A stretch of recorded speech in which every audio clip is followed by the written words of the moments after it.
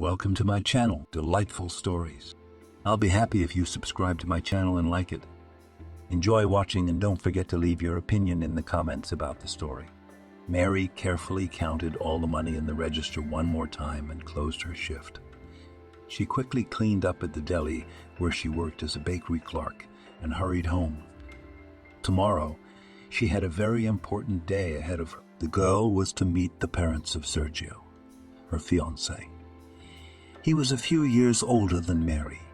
He had recently turned 25, while his fiancée had celebrated her 20th birthday only last month. Despite the age difference, the couple was crazy about each other. And the fact that her fiancé was not only older, but also had already received a college degree in economics, made the guy in the eyes of the girl even more attractive. The young man immediately told his beloved that he was very rich. His parents were hereditary investors, and so the family had in secular society not only a certain cultural status, but also a number of advantages associated with conducting profitable transactions in the financial market. Truth be told, this was what frightened the girl the most. She had never before interacted with people of such a high social level. She herself had only 9 years of education, and her parents had drank herself to death 3 years earlier. They had died of methanol poisoning, having bought cheap vodka from a vendor and drunk it. Mary had just turned 18 at the time. The tragic news caught her in the middle of a couple of classes at a culinary college, where she had enrolled in the hope of becoming a good cook in a decent cafe. A neighbor called saying she had stopped by to visit. The door was open, and inside, the doctors were coming. Mary, the neighbor said, sobbing with pity. The doctor, when he examined them, at once said, "It was all the rotten vodka your mother and father ruined." Why did they take it from him? They knew he was selling all kinds of poison. It wasn't that the girl was shocked. She was well aware that such a thing could happen sooner or later in their way of life, but she could never be prepared for it, especially if, despite your parents' vicious drinking, you still loved them. "But how so?" the girl shouted into the receiver. Just this morning I went to them. Everything was fine." On the other end of the phone line there was a deep and sad sigh. "Well, that's the way it is. Who knows when we'll all be due?" Apparently, God had decided that they had had enough of life. Mary had been living in the dormitory for a year because she did not want to be in a constant atmosphere of alcoholic fumes and prevent her father and mother from living as they wished. My daughter understood that she could not change them. And she had suffered a lot from her parents in her time, too. For as long as she could remember, poverty had followed her everywhere. Sometimes she did not have enough money, not just for food, but even to solve some basic household issues. Sometimes she had nothing to wear to school because her shoes wore out to the point where the soles just fell off of her simple plaid shoes or cheap sneakers bought at a flea market. My shoes seem to have gone bad again. Well, what now? How many times have I told you? Take care of shoes. And already you have nothing to walk with. You managed to tear the last skirt to pieces. Again, Mary was not indignant, because a clear, from her mother always meant to know. Though it had been nearly 3 years since she had last been bought new clothes, and she had grown out of most of them. She knew from experience that it was better not to anger her mother in such matters. Still, the girl sometimes took a risk. "Mom, I'm going to school barefoot. Please give me some money for new shoes. I'll buy the simplest ones so I can wear them on the street. Honestly, what is it?" The woman looked at her daughter threateningly. "We have nothing to eat in the fridge tonight. And you want money. By the way, now that we are talking about it, did you turn in all the glassware today?" Mary looked down. She was horrified to admit to her mother that, instead of hauling a heavy bag of empty bottles to the collection point, she had run to the park with friends to feed the ducks in the morning. Bottles she securely hid in the same alleyway, right next to the trash cans. "What do you mean you didn't?"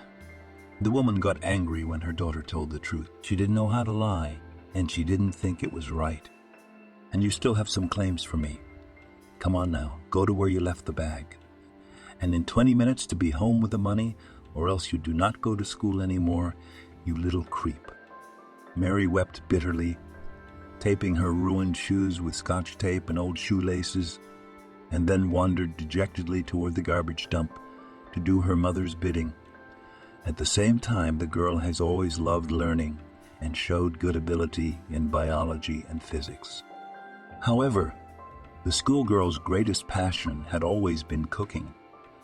The girl looked forward to lessons every week in housekeeping, to have the opportunity to practice on them in the preparation of one or another dish. Most of all, she liked to cook potato cutlets and homemade cake. In fact, at home, she was always trying to replicate something made at school, if, of course, there were products available. From time to time, the family had to go hungry for several days because the parents drank up everything, down to the last penny.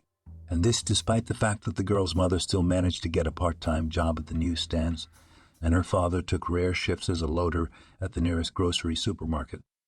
After somehow graduating from high school, the girl immediately applied to the culinary college. Mary passed the entrance exams without much trouble and got a small room in the dormitory, where she immediately moved in. From time to time she visited her parents, because she loved them and because she felt sorry for her mother and father, who had so foolishly ruined their lives. After a modest funeral, she went back to the house. Although she had not been here for a year, little had changed. Dirt and disorder reigned all around, except that it had only gotten worse. While she lived with her parents, she tried to keep the house at least relatively clean, especially since the cottage itself looked pretty good compared to all those old country houses that made up most of the landscape of the small provincial village. The house was of sound construction, well built, made, as they say, for the ages. The stone walls made it almost impervious to the bitter cold in winter, but also gave peace during the cool, sultry, and hot days. The porches and summer kitchen were crying out to be cleaned up. The dilapidated rooms were in need of a good facelift, and it would have been quite logical to receive guests there and have normal home gatherings, not long and drunken parties, at the end of which almost none of the guests remembered who and what their names were. Unfortunately, my parents had only used a couple of rooms on the first floor and a small kitchen at the farthest end of the house. As a result, the second floor and most of the vacant rooms of the outhouse were empty, and the heiress was too young and inexperienced in construction matters to undertake a thorough renovation of the cottage. She wondered more than once how her almost beggarly mother and father were able to find the money to build such a big house. They did not work and had no money. Her parents never told their daughter about their past. All she had the strength to do when she returned from the dormitory was to throw away the garbage and the remains of the very cursed vodka that had killed her parents. The police told her at once. No one would deal with the case of poisoning of inveterate alcoholics. There was no time. And everything is clear about it. So the distraught student had no choice but to return to her usual life. After graduating from high school, the young woman realized that her dream job would not be as easy as she had hoped. No one wanted to hire a young girl with no experience, the yesterday's graduate, for the position of cook. At the interviews, real chefs cut and wash vegetables and fruits for cooking. One day, a girl got lucky. She came to a small cafe across town. It just needed cooks, pastry chefs, and in college she had a solid A in this subject. So she decided to try her hand at it one last time. What if she got it? If she was disappointed again, she might have to apply for a job as a waitress. But to her surprise, the bakery owner liked the way she worked. Except she couldn't hire her right away. You see, according to our rules, any employee must have at least 6 months practical experience in baking. The bakery manager explained to her, "I can see that you are really talented and an excellent cook. That's why I want to give you a chance. I can't hire you as a baker, but As a bakery salesman in our company kiosk, you'll see what's out there. And you'll take shifts with our girls from the cafe. They'll show you around the kitchen, and then you look and we'll move to the cafe, but as a cook. Think of it as your extra training. So what do you think? Mary, of course, gladly agreed. At least one of the employers took her seriously. So after a couple of days, the girl started on her first shift. She liked her job very much because she not only sold fresh pastry, of which she was sure was good, but in parallel she learned from the best employees of the bakery. She was told right away that the process of learning a new profession would not be quick. She had to learn all the subtleties of cooking various pies and cakes, but at the end of it, she would make an excellent baker. And she did not mind. So for the 3rd year, she patiently studied all sorts of charts of dishes and prepared to take the final culinary exam of the hostess of the cafe herself. She met Sergio by chance. He simply walked into her booth and asked her to choose the most delicious pastries and coffee. Here, try these. They are very nice. The dough literally melts in your mouth. The salesperson told him about her product. And there are a lot of fillings inside.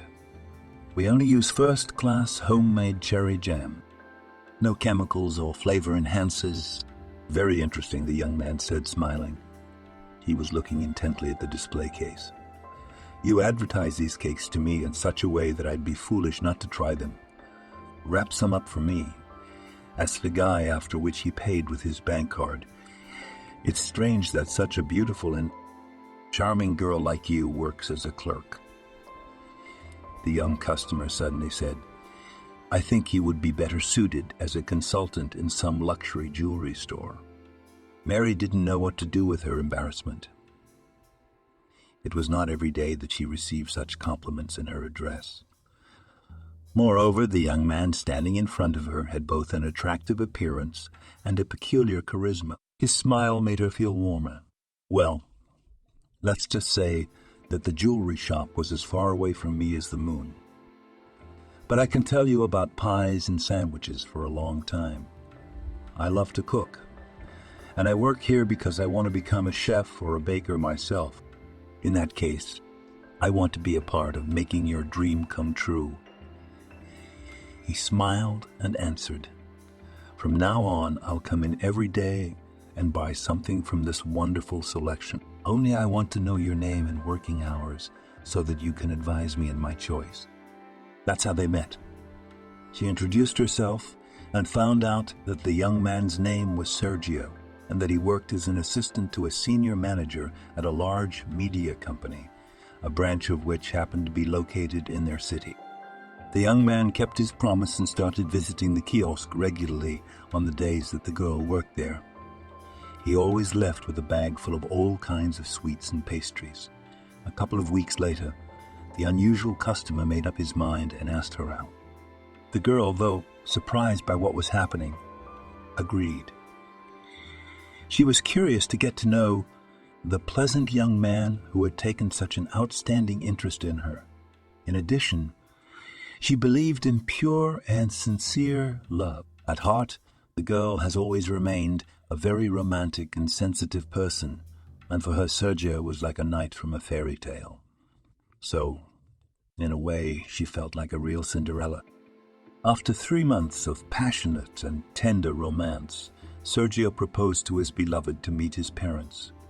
Mary, who was not used to communicate with real socialites, was not out of the question. Sergio, can we not hurry with it yet? She asked him. You never know how things might turn out in life. I think they will be more pleasant to know that their son is dating a professional baker, rather than an ordinary sales clerk. Instead of answering, the boy kissed his sweetheart on the cheek and gently brushed her long golden bangs away from his forehead. My parents are progressive people. They're not rich, though. They already know that my girlfriend is, so to speak, from the people. It's enough for them that you make money honestly, without cheating anyone and without overstepping the boundaries of the law. They don't care about the rest. They'll completely accept my choice, you'll see. Mary, of course, would like to believe her fiancé's words. However, the girl still had her doubts. Oh, what if they just don't like me? I haven't learned the cultural manners of your family. I do not know how to eat oysters or something like that. The guy laughed lightly and merrily, forcing his girlfriend to submit to the sudden impulse. First of all, you don't have to worry about oysters. They will definitely not be on our menu. Second of all, what kind of stereotypical views are you holding? My parents are very ordinary people, cultured but completely devoid of any stiffness. You see, you even talk in such an unusual, sophisticated, ornate way. No, I'm just not up to your parents' level, I'm afraid.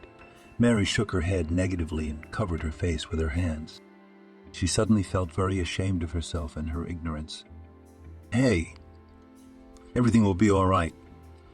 Calm down, silly girl, her fiancé assured her, taking his hands off the girl's face and covering it with light kisses. You just be with yourself. Let them see why I love you, and cook something tasty for dinner to surprise them with your culinary skills. That will be more than enough. That will be more than enough. The girl nodded slowly, though she was on pins and needles herself. And so the day came. The day before, she had managed to run to the store after her regular shift and picked up 2 sacks of groceries, from which she was going to cook a festive dinner the next day. They had agreed with her lover that the introduction would take place at the girl's house. Let them see that she lived in a good cottage, though not in a palace. She told her fiancé that her parents had suffered from alcoholism all their lives. Fortunately, the young man reacted perfectly calmly. Stop blaming yourself for their fate. Guy told her, you are not them, and you shouldn't be ashamed of your own past. Mary was very touched by the understanding, for she feared more than anything that he would abandon her if he knew the truth about her relatives. However, the nobility of the young financier only convinced her once more that she had made the right choice. Don't tell your parents about this yet, she asked him. I don't want to start with such sensitive information. I'll tell them about it, but later. Let them at least try to see something good in me. She could not stop worrying. Beloved laughingly promised her that he would comply with her request, and this little thing added a little confidence in her own eyes. On the day she met him, she literally scrubbed every available nook and cranny of the house, wiped down the floors and tile in the kitchen to a shine, and cooked a magnificent 3-course dinner and dessert. In a word, she was ready to turn inside out, just to please the long-awaited guests. And then, at last, the doorbell rang. Knock, knock, here we are, said the bridegroom, cheerfully as he appeared on the threshold of the house. He was holding a huge bouquet of light, colored roses. Next to him stood his parents. The elderly people were smiling and looked at the girl in a slightly ingratiating manner. Here, this is Andrew, my father, and this is Irene, my dear mommy. Please love and love her. He handed her the flowers with a constant smile. Welcome, she said amiably. Well, please come into the living room. Sit at the table and I'll bring snacks. Oh, hors d'oeuvres. That's a good thing, said the father unexpectedly. As the couple entered the house, she looked at Andrew with surprise and immediately noticed, out of the corner of her eye, how the groom threw a displeased look at his father. I wanted to tell you that the journey here was so tiring. We would have loved to have had something to eat, the older man added instantly. Besides, my son has told me so much about your abilities as a cook. Here the bride had already tugged at her husband's sleeve and gave the bride of her son a charming smile. Irene uttered, Excuse us, we're really tired on the way. And Daddy is a terrible eater. A little stunned by the strange behavior of the parents of the groom, the girl just smiled politely at the guests and then hurried to the kitchen. As it turned out, she did not cook so much delicious food that evening for nothing. The groom had brought the wine with him, so there was no need for the girl to take care of it. As she was serving shrimp and salad on her elegant plates, An unpleasant thought suddenly crossed her mind. The face of the groom's father seemed strangely familiar, except that she could not yet figure out where they might have crossed paths before. The only thing she knew for certain was that it was not a pleasant encounter. Contrary to what the girl thought of hereditary financiers, the boy's parents did not look aristocratic, but on the contrary, too rustic, as if they themselves had recently moved from village to city and now did not know how to behave. Immersed in her thoughts, the girl went back to the guests and sat. In front of each of them, she placed a portion. "Sweetheart, is that shrimp?" the mother asked in amazement. "Well, yes. Solids for a change," she explained. "Don't worry. Everything is fresh here. I've been known at the market here for a long time. I've been getting produce here since I was a child, and they have never sold anything bad." Irene picked up a shrimp fork and slowly sipped it into her mouth, squeezing her eyes shut in pleasure. After a second, a contented moan of pleasure emerged from her womb. "Fresh indeed," sincerely admired the lady salad. "Well, let's drink a glass of red wine to the young couple's health, so to speak." "So to speak," the father added, rubbing his hands together with anticipation. At that moment the girl saw a painfully familiar glint in his eyes, for her own parents' eyes had lit up in the same way at the sight of alcohol. How could that be? She looked more closely at the groom's parents. Yes, the elderly couple, though they looked neat and clean, but no more than that. Although the girl had no money for expensive clothes, she had an approximate idea of what a real cashmere coat or a luxury men's watch must have looked like for people of their status. However, they were dressed in the simplest clothes from the mass market. Now the girl saw it quite clearly. She herself had dressed in such stores, so she immediately recognized the brands familiar to her eyes and her wallet. She, on the other hand, the girl pondered. Maybe I'm overcompensating. Maybe they dressed so strangely today on purpose, so as not to embarrass me with their deliberate luxury and luster. It is not unheard of to say that the richest people dress as modestly as possible, so as not to draw undue attention to themselves. But in that case, what about their frankly panicky behavior? "You should at least have a snack then." The woman looked reproachfully at her husband. "Why are you embarrassing us for nothing in front of my son's girlfriend?" Andrew had finished 2 glasses of wine and was now sitting contentedly leaning back on the table. His face was red and his eyes were glistening wetly. And then, suddenly, it was like an electric shock. She instantly remembered where she'd seen her boyfriend's father before, except that a week ago, shortly before he proposed the idea of meeting her parents, a very specific customer had come into her kiosk. He was an elderly homeless man, badly beaten by life, clearly not looking forward to the new day. The man wanted to buy a cabbage pie, the simplest one available, except he didn't have enough change. "Oh, daughter, forgive me, old fool. I don't have enough," the homeless man excused himself, while tears were already glistening in his eyes. The man did not seem to have eaten for days. Again and again, the poor man counted the change in his dirty hand, causing a spontaneous fit of pity for the girl. She ended up putting 3 pies in a bag for the elderly homeless man. "Who knows when he'll be able to eat again? Here, take it." She held out the package. Take it. You don't need any money. Eat properly," the girl reassured the old man, seeing the expression on his face of a mixture of anxiety and gratitude. "Is it all for me?" the old man asked again, unbelieving his happiness. "Who else could it be?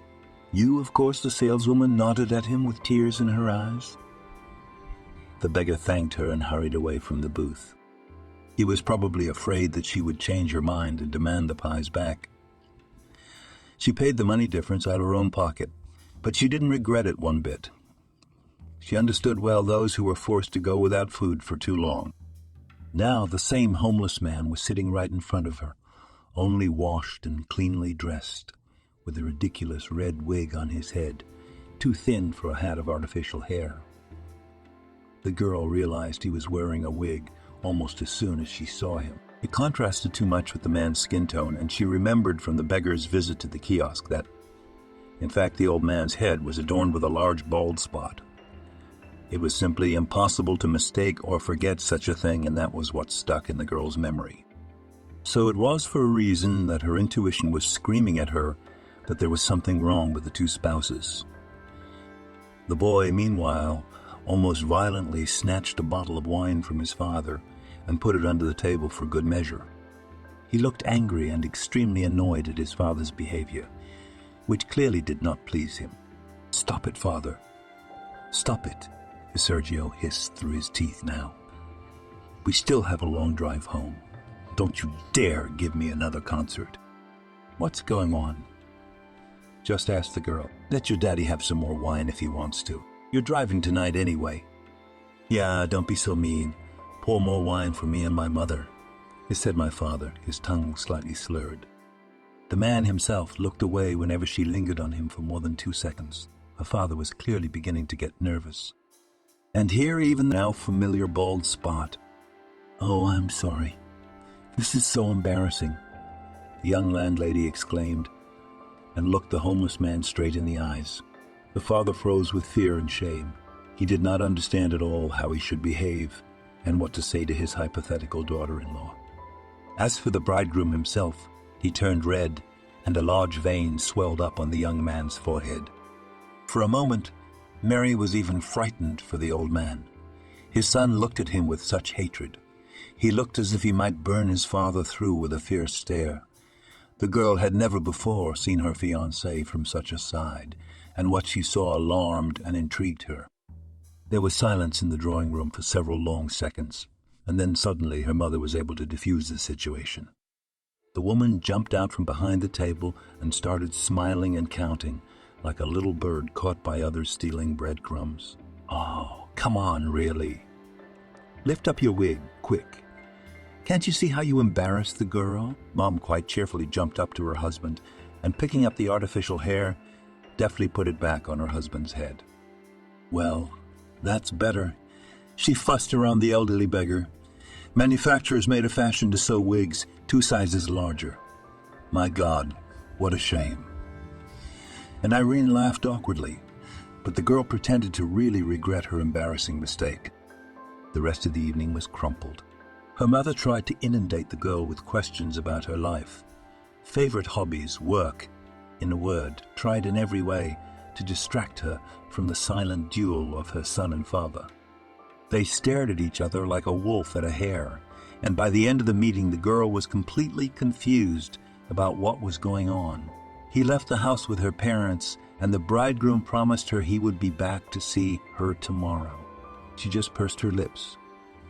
It was all too strange. Sergio spoke to her as if he were making excuses. "Don't pay any attention to that. They were doing a very complicated deal yesterday. They were advising a well-known bank on an investment in a very promising project. Now they were a little nervous, and my father likes to drink good wine after a job well done, of course." "It's okay, I understand everything," she lied. "You have wonderful parents, so expressive." Sergio kissed his beloved and smiled, extremely charming as always. "Don't worry about anything. They really liked you, I know that for a fact." He left, and the girl, left alone, tried to analyze all the facts. Though she was not quite sure about Irene, in the sense of whether the woman was the true mother of her fiancé. About her father, everything was clear as day. The man was a poor, miserable, homeless man who had simply been washed, shaved, put on a wig, and brought to her house for some unknown purpose. But why would the groom need all this masquerade of disguise? What was the point of it? The girl already loved him and was ready to accept him as he was, even if he didn't have rich parents. And his last passage about the deal and consulting the bank looked ridiculous at all. Such people could not be financiers. The girl concluded that her fiancé might not be telling her much. She was determined to find out the truth by all means. The next day was her day off. She and her fiancé had arranged to meet in the evening to go to the city park. There was going to be a beautiful lantern show there that evening, and she really wanted to see it. When the young people had chosen the best places to look, the girl decided not to waste time and asked her lover directly about what had happened the day before with his parents. "I'm sorry. I'm really not comfortable asking you this, but I still have to do it. Tell me, please, why did your father have to wear that stupid wig? It was obvious it didn't fit him, and it didn't suit him at all." Surprisingly, the boy took the question calmly, just took in a lot of air in his chest before he answered. "I understand, my love. It must be a little embarrassing for you. But that's my daddy's complexes. It can't be helped. You see, he was a singer in his youth. He managed to travel all over the country with concerts of art songs. And in those days, many people knew him as a young performer with a very thick, luxurious head of hair. He even had a corresponding nickname, Lev." "Really?" Mary asked him, astonished. "Oh dear, I had no idea. That's very interesting." "Yes," the boy sighed. "In fact, his hair was the stuff of legend back then. You know, the girls weren't the least bit interested in my dad either. That's why he had to keep up appearances all the time, only it didn't last long." "What happened?" With genuine excitement, the girl asked. "I do not know exactly." Slowly picking his words carefully, the boy answered her. "My father himself always said that it was as if he had been jinxed. After 30, his hair began to fall out drastically, and very quickly there was no trace of his hair. But I assume it had something to do with genetics. I don't know. And then he had a nervous job. He was constantly stressed by money transactions and risk calculation. I think that all played a part too. So at home, Dad went as he was. Fortunately, his mother has always loved him, regardless of whether he has hair or not. But in front of strangers, apparently he was ashamed. I argued with him the whole evening because of this. I also did not want him to go in this stupid wig. But my father was always stubborn. If anything goes to his head, so all, as they say, without a hair. That's how it turned out." Mary didn't know what to think. The groom had explained everything so well and logically to her that now the girl herself began to doubt whether she really saw him as the homeless man. "He shouldn't have been so worried. I would have accepted any outward appearance," she replied. "Pardon me for being so tactless, but I also did not pick up on this detail for nothing. You see?" And the girl told him about her recent encounter. In response, the guy just laughed. But he laughed out loud, and then he pretended that he did not understand what he was talking about. "Well, you certainly surprised me. My father and a bum. I can't believe you came up with that. Of course you're mistaken.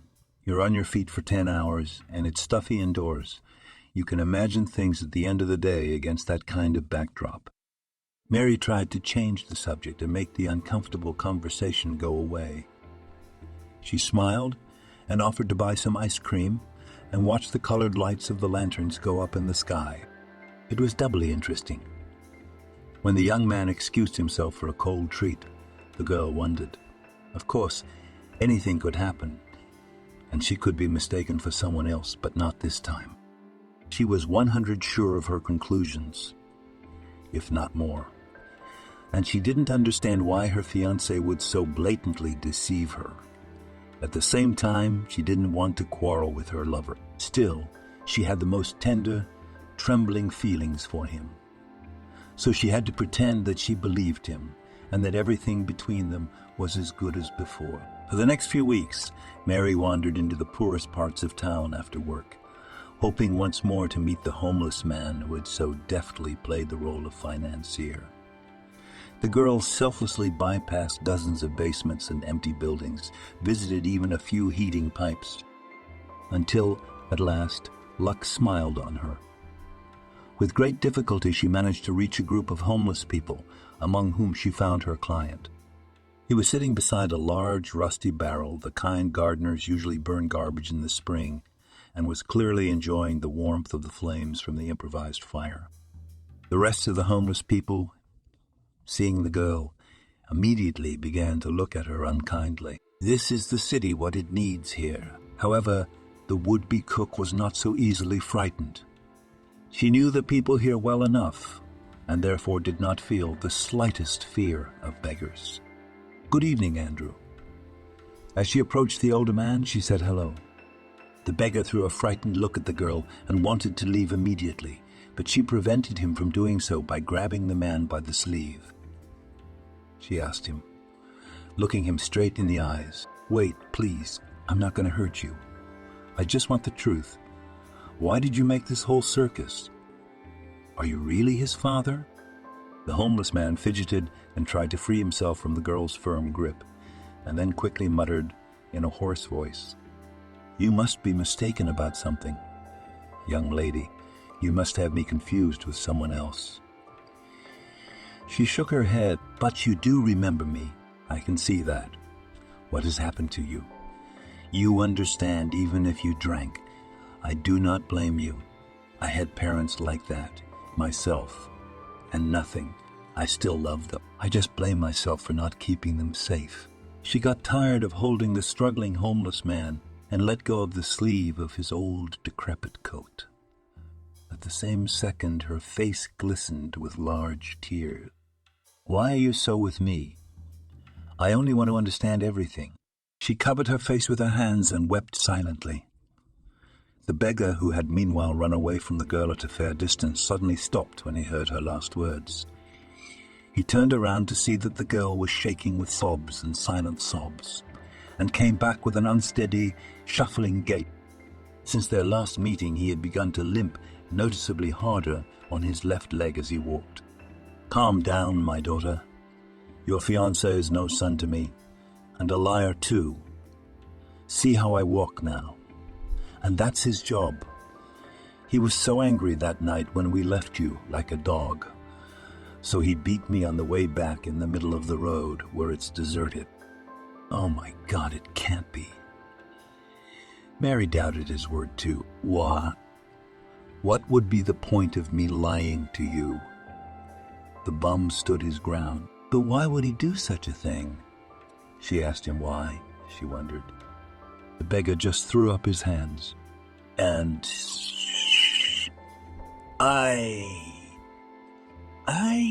my girl, did not impose on anyone as relatives. He found me your fiancé at the market. If I, he said, my father in front of my bride, I'll pay you well. Even made me wear a wig, but in the end he gave me nothing. You didn't play your parts well, not convincingly," he said. "Wait a minute." The girl stopped him. "You mean Irene, too? What about it?" the beggar assured her. "She's one of ours. She's into cemeteries, picking up food from graves." She felt sick. She felt a nasty chill starting to shake her. "My God, how do you live here?" she asked the homeless man, her voice trembling with weakness. He just sat down on an old crate of glassware. "So what else can we do?" "I, for one, have not always lived on the street people. They are in different situations. I haven't been on dry land for a long time. I worked 18 years straight as a sailor on a merchant ship. I wanted to earn more to send money to my wife and daughter. My daughter, for her studies, my wife, for her life, and then we got into a storm. It was a rough time for everybody. Oh, but it hit me hard. They said, thank God I was alive. Could have done it. In short, I was dismissed as a faulty navigator and sent home." Here he paused for a minute and imperceptibly wiped a tear from his face. "I went back to the apartment, and there everything was classic. My wife had been living with her lover for a couple of years, and my daughter doesn't even want to know me. Why, says the old disabled, and also without money. Well, it's up to you, as they say. So I had to change from a sea wolf to a land rat. I'm sorry. I shouldn't have attacked you like that." The girl said sympathetically, "Here I haven't much money, but it should be enough for a night under a roof and something to eat." The old sailor did not refuse and thanked her heartily. "You are a good man. I wish I could introduce you to my daughter. She could learn something from you." On the way home, she could not stop wondering what was going on in her life and why her fiancé had made such a circus of it. It was hard for the girl to imagine that he could beat up a poor, innocent old man. On the other hand, she had seen the way his face had changed during dinner. She shouldn't dismiss the possibility that the beggar might have accidentally injured his leg himself and then blamed it on the boy. What if her lover was just ashamed to admit that he really was an orphan? It is clear now that no parents. Millionaires was out of the question. Apparently he just could not tell her the whole truth, so he invented this whole staged with imaginary relatives. The girl did not want to aggravate the situation because she still loved Sergio and wanted to marry him. As strange as this whole story was, the girl decided not to rush, but to try to figure it all out. To do that, she called her friend Helga and set up a meeting at a cafe the next day. I had never been asked to do anything but follow someone else's boyfriend. That had never happened before in my experience. Helga sat with a cup of coffee in her hands and looked at her friend with a mixture of curiosity and surprise. "Please help me. I can't do it without you," Mary urged her. "If he knew I was watching him, it would only make things more complicated. He doesn't tell me much about himself as it is. I don't know what to think anymore." "Okay," her friend reassured her. "It's just some kind of unexpected request. And if you end up not liking what you find out, then how will you act?" Her friend thought for a second, and then she shrugged and just answered, I don't know. The only thing I'm absolutely sure of is that my fiancé is hiding something from me, and I won't be able to sleep peacefully until I find out what it is." The girls agreed to meet at the same place in a week's time, and when the deadline came, the girlfriend was darker than a cloud. "Alas, I have not much to please you." Helga cut right to the chase.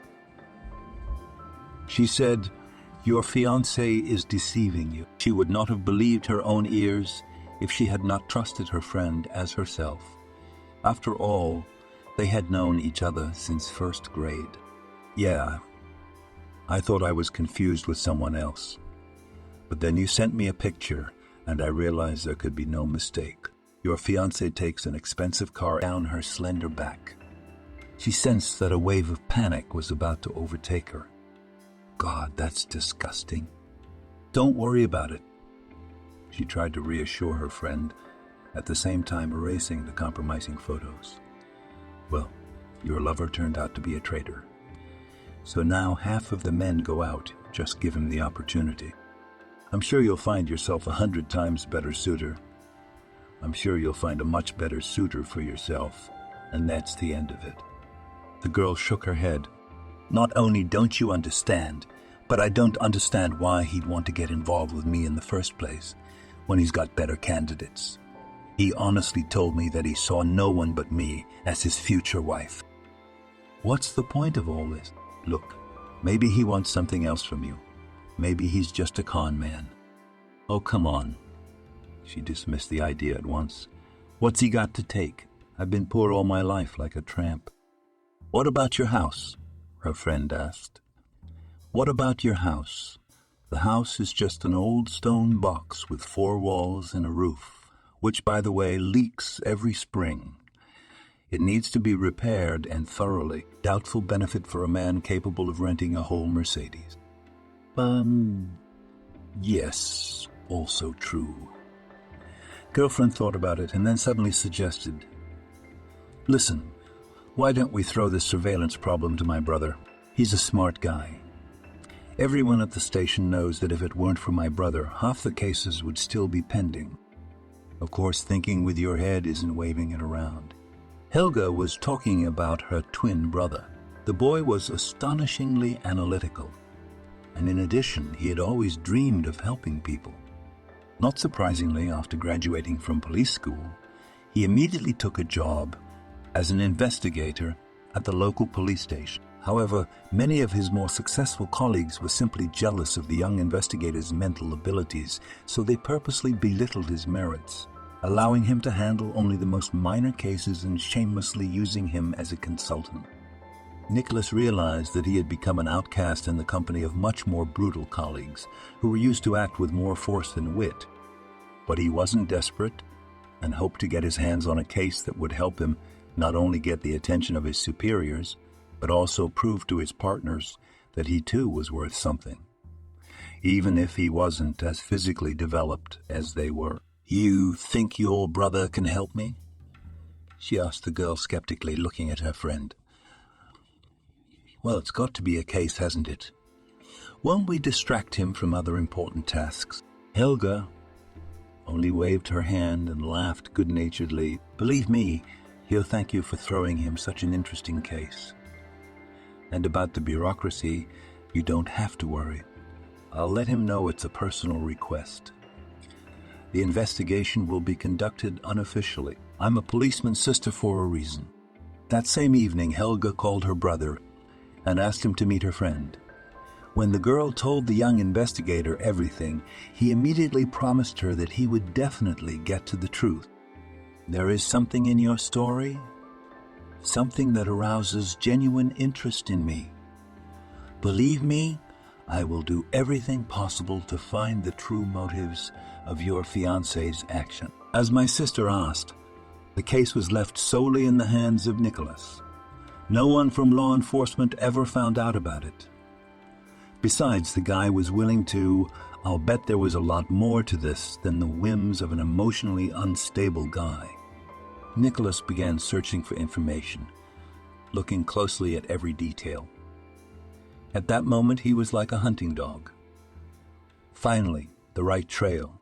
Of course, it was not easy to get the information he needed, but the policeman was a man of the old school, as they say, and was not afraid to get his hands dirty in the mud of rural asylums. After questioning many witnesses and people who might know something about the girls and her family's past, 3 weeks later the policeman called and offered to meet again. He reassured her that he had found some very interesting information. On the phone, the investigator did not elaborate on the fact that the information shocked him. That was something he had never expected to find out. "Good afternoon. I'm glad you could come so quickly. I took the day off on purpose today," she answered him. "So, you were not in touch with the groom while the investigation was going on?" as I asked. "Yes," she answered cautiously. She had once thought the request strange, but he insisted that she try to keep some distance, so that the groom could not influence her in any way during that time. Otherwise, she would not be able to assess as adequately as possible the facts that the guy was preparing to present. "Believe me, I didn't ask you to do that for nothing. The fact is that I managed to find out something about your real parents." "Your real parents?" Mary didn't understand. "But, wait a minute. I know all about my family. They really did raise you for most of your life. But that was after you were a year old." Mary felt her blood pressure plummet, and her hands went cold in an instant, and there was an ominous ringing in her ears. Nicholas sipped a large sip of hot tea before continuing. "The thing is, the family adopted you." The investigator took out from a beautiful leather folder copies of some documents and laid them out in front of the astonished girl. "You were given, so to speak, as an appendage to the house in which you now reside." She tried to read the papers laid before her, but the lines before her eyes began to dance. She couldn't make out a word in her excitement. "I don't understand a word," she said frankly. "Who could have done this to me?" The policeman smirked softly, his professional gambling. "And here's where it gets interesting." The man took something else out of his bag, carefully wrapped in a thick piece of film. It turned out to be the girl's real birth certificate, except that the names of her parents were completely different. "Your real mother and father were formerly very successful businessmen." "Why in the past?" she asked again. "Have they gone bankrupt or something? Why did they give me away? Why did they give me away? Why didn't they put me in an orphanage if they knew you were beaten so badly?" Mary was about to ask the boy a lot of questions, but he held up his hands in a pleading gesture. Wait a minute. Calm down. Your parents died when you were 1 year old. They died in a terrible car accident. They were returning from an important contract, and the driver simply lost control. The investigation says it was an accident." The girl was silent for a moment and thought. Before she knew her real parents, she had lost them instantly. Now the girl felt a little bit bitter. Nicholas pulled some old black and white and color photographs out of the folder again. They were pictures of her real parents, young and happy, with a little daughter in their arms. They were smiling into the camera. And next to them, in the frame, there was invariably a tall, dark-haired man whose face seemed familiar to the saleswoman for some reason. He became your legal guardian almost as soon as your parents died. He personally volunteered to take you in. How noble! The girl burst out involuntarily. "I thought so too at first," nodded the investigator. But alas, it turned out to be only a screen, a cover for the true aims of the citizen. And his true interest in your adoption case was rather simple and mercenary. A friend of your parents expected to get all the money of the businessman as the sole guardian of their underage daughter. The girl felt deeply disappointed. It must have been reflected in her face, because the policeman said, with sincere sympathy,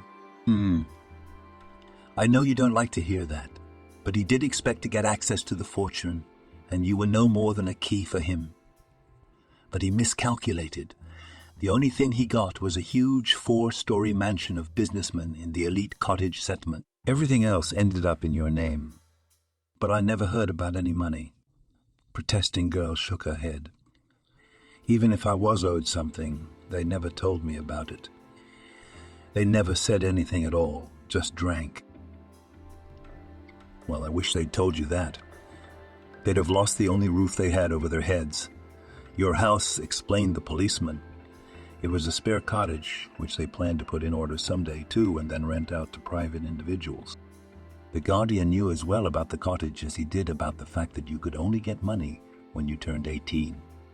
Until then, all your parents' accounts were completely frozen in a special safe deposit box, the code to which, as well as the details of the account itself, are still hidden somewhere." She was dizzy at what she heard. "How could it be? So it turns out that the guardian never received the money?" she asked. "That's right," the boy agreed. "But he didn't get a penny from his friends, and he figured there was no point in supporting him. But he didn't want to leave you to your own devices, so he tracked down a couple in the village where the cottage was. They had not been drinking so much then, and were quite capable of taking care of a small child, especially since the man had promised them free accommodation in this very spare house. In other words, he just got rid of me," it concluded the girl. "But he expected you to be looked after while he searched your ancestral mansion for hidden bills. The servants who were employed at the time confirmed that the tyrant had broken into every safe in the house. Apparently, however, he never found anything. In the end, he was left with only this palace. In time, he came to terms with it and stopped looking for the hidden treasure. A year ago, your first guardian died." The girl sighed deeply. "What a story," she said thoughtfully. "To think if my real parents hadn't died, I could have a completely different life now." The girl turned her back to the window, feeling her soul gradually flooded with endless regret. After a second, she pulled herself together and looked at the policeman again. "All right. What has Sergio got to do with it? You said you knew something about him, too." Nicholas lowered his eyes and hesitated a little, as if he was uncomfortable saying the following word. "Yes. The thing is, the guardian has a son. Tell me, haven't you ever wondered about your fiancé's family? Or at least his last name? After all, you've been dating for a long time, haven't you?" She was a little confused. "That's why I hired you, because I wanted to find out everything about him. He just told me his last name and about his parents, hereditary financiers. Then she stopped." He realized that she was beginning to grasp his train of thought. Not in the habit of torturing people by waiting, The policeman confirmed the girl's fears. She realized that the guardian's son had been grooming her all this time. Wanting to be sure of her fiancé's intentions, the girl asked the young policeman to help her check him out. He agreed. He wanted to help the girl, not only to save her own inheritance, but also to protect her from possible danger. At the end of the week they called, and the girl invited him to her house on Saturday. The groom agreed, though she could tell by his voice that he was extremely displeased by his bride's sudden coldness. On the appointed day, the girl met the young cheater with exquisite hair and a new silk dress. The latter, she assured him, she had bought especially for him. "Wow, how dressy you are today," admired the groom, presenting his beloved lush bouquet. "I wonder if something special happened that I should know about, or are you just trying to make it up to me?" Of course, the second she flirted with him, kissing the boy and loosening the tight knot on his tie. "I imagined that I could lose you because of my own stupidity, and I got so scared." "You have no idea. Come." She pulled him after her. He followed her easily, pleased with this unexpected romantic scene. However, as soon as he stepped into the wide, bright room, he froze on the spot. In an old rocking chair, right in front of the big dining table, sat the same bum whom he had previously passed off as his father. What the hell was that? "What's all this nonsense?" The bride immediately made innocent eyes. "What are you talking about, honey?" "Your father and I have already become friends. I invited him to tea so we can all sit together. It didn't go so well last time. He told me so many interesting things about you. Do you want to hear what I found out?" In fact, she had found the old beggar and brought him to her house. But not only because it was part of their plan, but because the old sailor really had a difficult fate, and the girl suggested that the old man move into her cottage at least for a while. She really wanted him to have a decent life in his old age. Sergio, on the other hand, realizing that he had been unmasked, instantly threw off the mask of a caring groom. What a fool! He spat in her face and tried to run out into the street. He was blocked, however, by a policeman. "Stop! You are being held on suspicion of fraud. We know that you have decided to gain the trust of a citizen. Confess. What did you intend to do next? Kill her?" The groom, to everyone's surprise, only laughed wryly. "Kill? Are you kidding me? What do I need it for? I had to find a hiding place." "What?" The girl looked at him questioningly. "Another hiding place. So you already know about it?" Changing his gaze from the policeman to the saleswoman and back, said the groom. "But then you understand that I couldn't just leave it all behind?" "When my father told me before he died that the businessman had stashed away somewhere the code to the safe deposit box, I knew right away that I had to finish the job. He was the one who was supposed to get the whole inheritance. Him, not you." The guy looked at his fiancée with contempt. Dad worked for those rich freaks his whole life, worked all their deals, kissed every potential client's ass, just so they'd pick new ones, not foreign competitors. And then the accident. It's a shame, of course, but as fate would have it, your ancestors, my dear, were not allowed to live long in this world.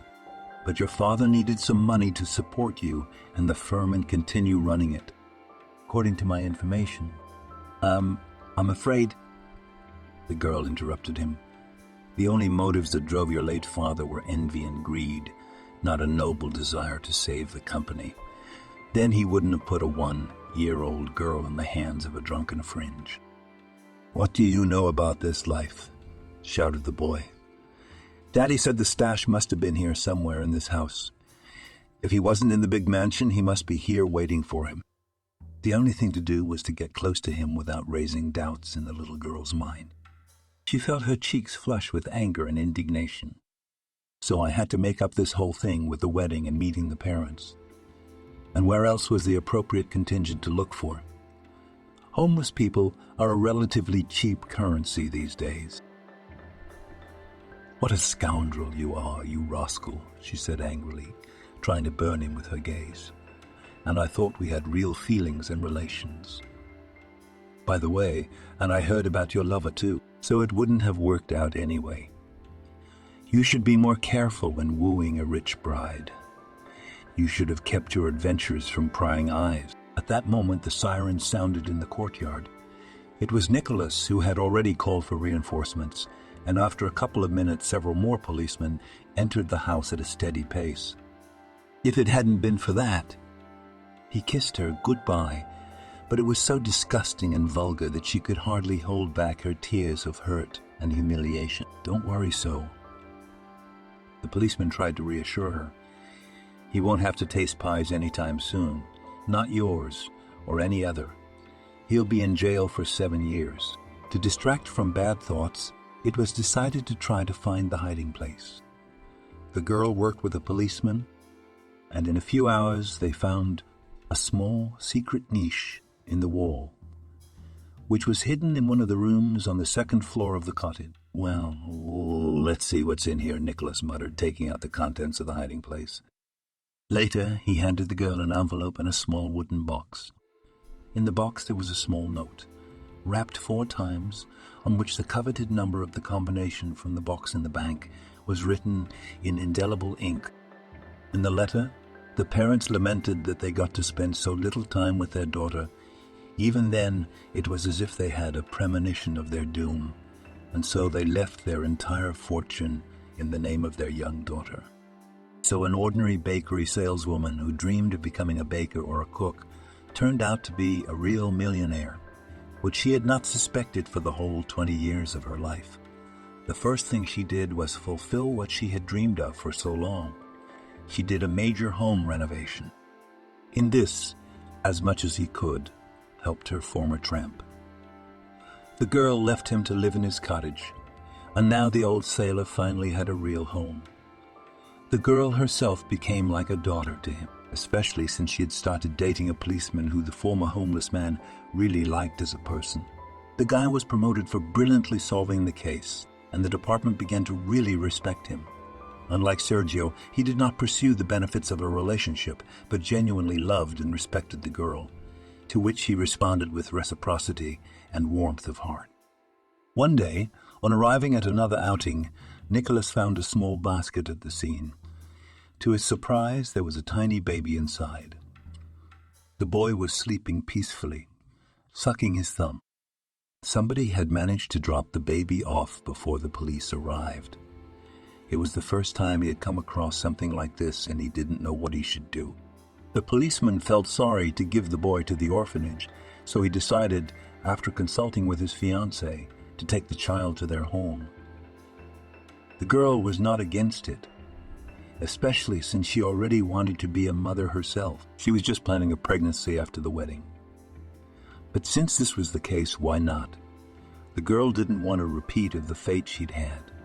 Who knows what kind of family this baby would end up in if they didn't take on the role of his parents now. The newlyweds celebrated a fine wedding. That's where the old sailor had a great time. And right after that, they adopted a little boy.